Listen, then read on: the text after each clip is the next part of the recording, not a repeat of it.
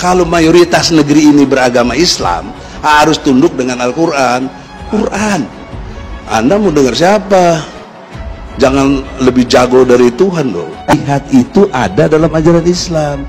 Jihad. Tapi menciptakan kedamaian itu adalah bagian dari jihad. Ahli filsafat ngerti. Saya hormat teman-teman. Bagaimana kok muncul kata damai kalau belum perang? Kita sudah diberkati lewat channel Metanoia. Jangan lupa ya subscribe, like, beri komen, dan juga bagikan kepada semua grup-grup di WhatsApp, di Instagram, di FB, dan seterusnya dan sebagainya, supaya Anda memberkati banyak orang. Dan jangan lupa tombol lonceng dipencet. Terima kasih, Tuhan Yesus memberkati. Salam Bapak Ibu Saudara-saudari yang dikasih Yesus dan dikasih, berjumpa kembali dengan saya Pendeta Resi Lubis. Tadi saudara saya baru lihat satu video lah atau satu konten begitu ya, dimana yang namanya Egy Sujana ini mengatakan kalau negara ini mayoritas Islam, rakyatnya harus tunduk kepada Islam dan Al-Quran begitu.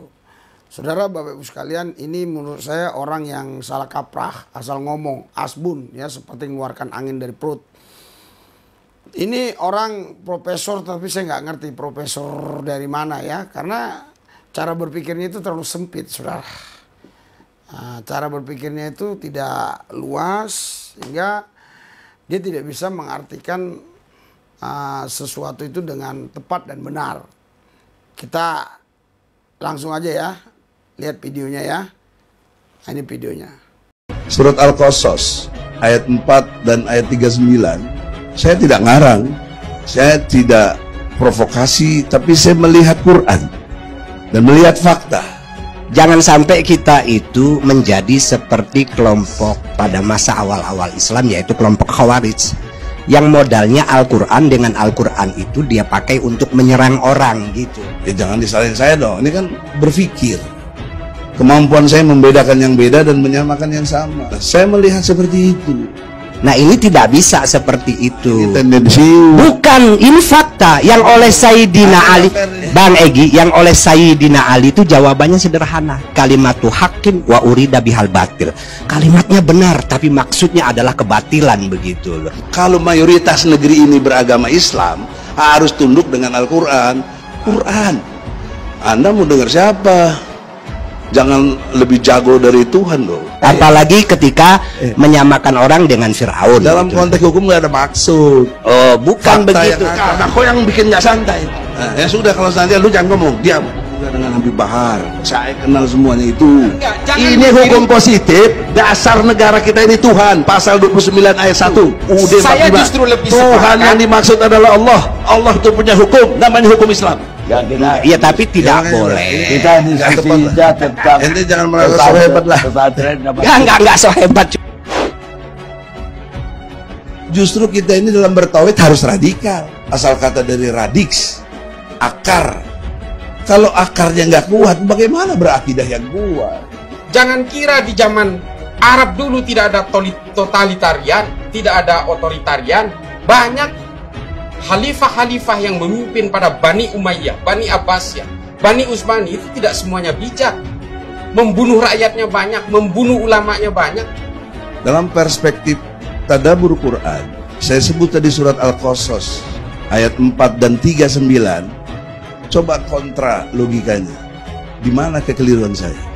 Jangan kemudian atas nama tauhid lalu kita membenci orang lain, memerangi orang lain. Bukan, atas nama akidah kita kemudian memerangi orang lain dan menafikan perbedaan. Ini persoalan yang tidak boleh disimplifikasi. Atas nama agama semua kejahatan akan terlihat terhormat. Saya tidak asobiyah. Saya tauhid juga tidak nyala-nyalain orang atas nama, enggak mungkin. Tauhid itu merdeka. Orang mudah mengkafirkan orang, bahkan yang seagama, hanya karena perbedaan pemikiran. Ini sebetulnya bukan hal baru, dalam sejarah itu sudah pernah terjadi. Demi Allah dan Rasul, saya nggak pernah baca referensi itu, walaupun saya lewati semua buku-buku itu. Saya lebih enjoy menikmati tadabbur Quran. Menurut Ibnu Khaldun, itu menjadi utuh ketika rakyatnya tidak menyalahkan satu sama lain, tidak ada perpecahan horizontal, dan di kalangan elit mereka solid untuk memimpin rakyat. Kita tidak bisa menutup mata bahwa pemerintahan ini adalah pemimpin. Menurut Ibnu Taimiyah, dia mengharamkan mencaci maki pemimpin, menghina pemimpin, ada etiknya. Baca aja kita masing-masing Ali Imran 134, tahan amarahmu dan maafkan kesalahan orang. Quran. Anda mau dengar siapa?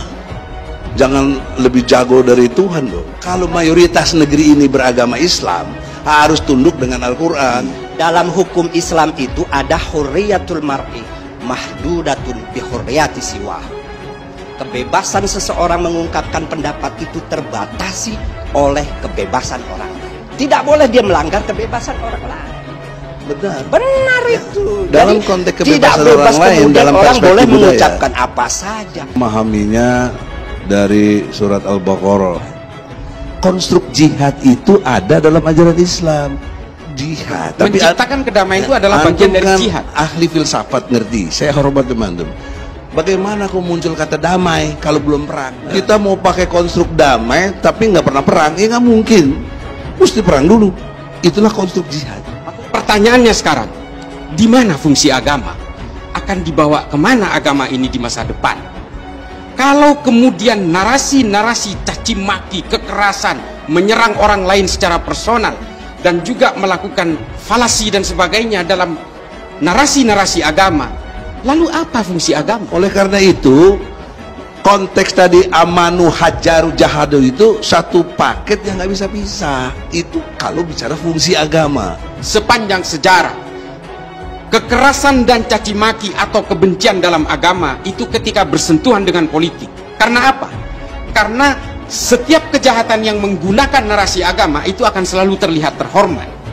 Kita lihat sesama agama Islam membunuh Sayyidina Utsman, membunuh Sayyidina Ali, membunuh Sayyidina Husain, membunuh Sayyidina Hasan, dan pembunuhan-pembunuhan sesama orang Islam, perang Jamal, perang Siffin, perang Gurrok, perang Zat. Ini semua apa? Ketika bersentuhan dengan politik. Dengan politik membuat orang seperti orang mabuk. Dengan politik orang kemudian membuat jadi gila dan keluar dari postulat agama. Kalian menentang itu, saya ngerti. Dengan segala hal-hal yang berkait dengan itu, untuk lebih menjaga Indonesia ini. Setuju saya. Saya lebih mementingkan adalah Islam hari ini dan Islam masa depan. Sejarah kita sudah terlalu banyak menanggung beban terhadap caci maki dan kekerasan dalam sejarah Islam. Kita hari ini melihat masa lalu melihat kita hari ini. Mau dibawa kemana umat Islam ini? Kalau kemudian terjebak dalam caci maki dan kekerasan, lalu kemudian terjebak lagi ke dalam pragmatisme politik dan kepentingan-kepentingan sepihak. Di Quran Al-Maidah ayat 32, satu orang aja dibunuh tanpa cara-cara yang benar, itu sama juga membunuh seluruh manusia. Al-Maidah 32. Gak pakai logika saya, pakai Quran. Ya, ini Habib pasti ngerti juga. Ayat itu jangan dipotong dong. Nggak dipotong, siapa yang mau? Bahaya sekali nafsirkan Quran tanpa ilmu, sampai ada ancaman man fassarul Quran bi ra'yihi falyatabawa maq'adahu. Orang menafsirkan Quran dengan semaunya sendiri, maka sama juga pesan satu tiket di neraka. Nggak ada begitu. Anda motong ayat dong. Baca Al-Maidah 32. Nggak boleh mengajarkan Quran terjun bebas menurut saya. Memangnya agama menurut kamu enak aja? Baca dong ayatnya, jangan dipotong dong. Kita buktikan ya. Iya. Tidak berhak menafsiri Al-Quran kecuali orang yang memang berkecimpung di dunianya. Apalagi kadang-kadang mau nafsir Al-Quran sesuai dengan hawanya, dipelintirkan. Ini kan orang keblinger itu, di neraka jahanam tadi ya begitu itu. Kalau saya keliru, saya rela. Iya. Tapi kalau ente yang keliru, saya rela juga. Iya. Jangan soalan. Iya. Lah itu model-model manusia. Coba dalam CD dialog kita lihat, itu banyak. Itu kan pelintiran-pelintiran ayat. Seenaknya sendiri bawa Al-Quran dibawa ke orang ini, boy. Siapa yang ngajari nafsiri kayak begitu tuh? Ya iblis yang di dalam diri kita itu yang ngajari kita tuh nafsiri seleh. Hawa nafsu. Itu salah pak, keblinger bukan salto, keblinger muter. Saya memahaminya dari surat Al-Baqarah ayat 216, amanu, hajaru, jahadu. Ini tiga kesatuan yang nggak bisa pisah.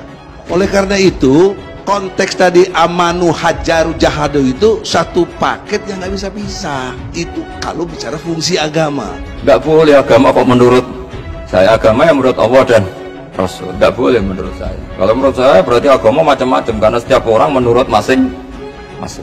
Konstruk jihad itu ada dalam ajaran Islam. Sementara kalau diikutin dataran berpikir nggak ada jihad-jihad lah, damai-damai aja dan lain sebagainya.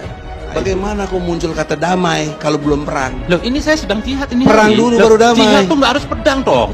Abi sekarang nggak berjihad dengan pedang, tapi berjihad dengan ilmu. Pedagang bisa berjihad dengan dagangannya, guru bisa berjihad dengan mengajarkan ilmunya. Untuk memahami Al-Quran harus mempunyai 12 bekal, mulai 12 ilmu, mulai dari ilmu bahasanya, ilmu usulnya, sampai ilmu kemasyarakatan harus ada. Jadi tidak seenaknya orang menafsiri Al-Quran, bukan.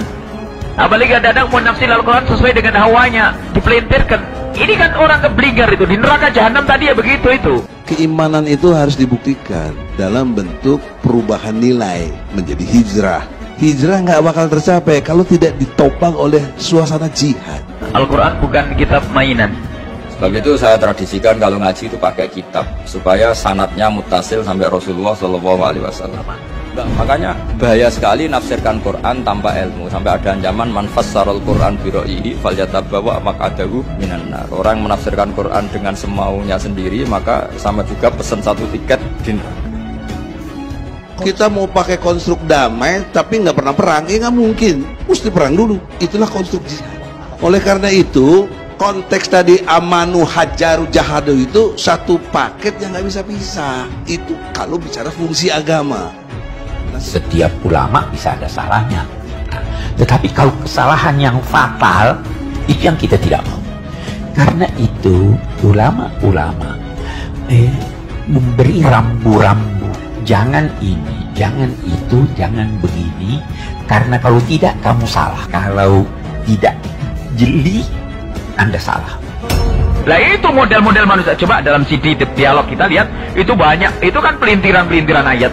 Seenaknya sendiri bawa Al-Quran dibawa ke orang ini, boy. Siapa yang ngajari nafsiri kayak begitu tuh? Ya iblis yang di dalam diri kita itu yang ngajari kita tuh nafsiri seleh, salah, hawa nafsu. Itu salah pak, keblinger bukan salto, keblinger muter. Konstruk berpikir saya berdasarkan Al-Quran. Saya baca letter lah. Silakan. Letter lah. Silakan. Dan nggak pakai logika saya, pakai Quran.